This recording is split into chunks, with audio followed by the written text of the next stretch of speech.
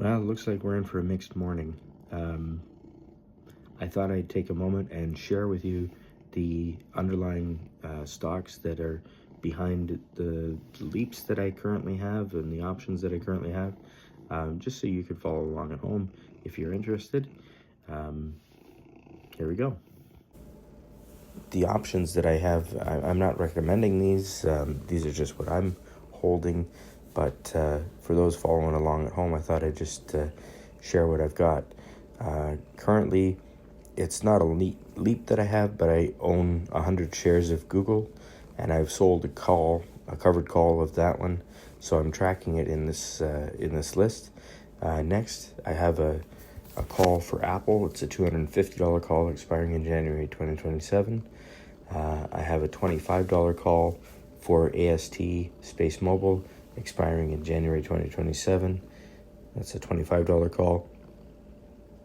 I have a $2.50 call for Bitfarms. I think I'm going to get rid of it, but that's what I have currently.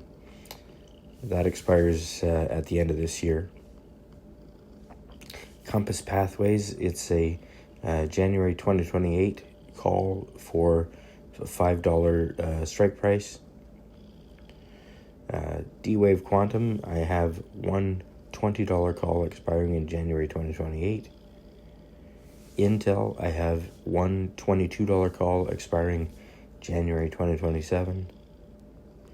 Netflix, I have two $100 calls expiring in June 2028. Nvidia, I have one $160 call expiring in January 2027 and a $170 call expiring in January 2028. PayPal, I own a $60 call expiring in January 2028 and a $40 call expiring in the same time. Planet Lab, I have one $20 call expiring January 2028. Reddit, I have one $150 call expiring January 2027. It was in the money up until recently.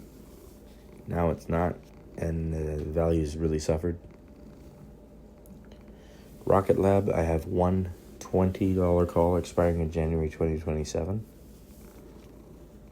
Sana Biotechnology, I have two $2.50 calls expiring in January 2028. And finally, SoFi, I have one $20 call expiring in January 2027. Thanks for watching. Please comment below what you're holding and what you're interested in looking into. I would love to know. Thanks for watching. Cheers.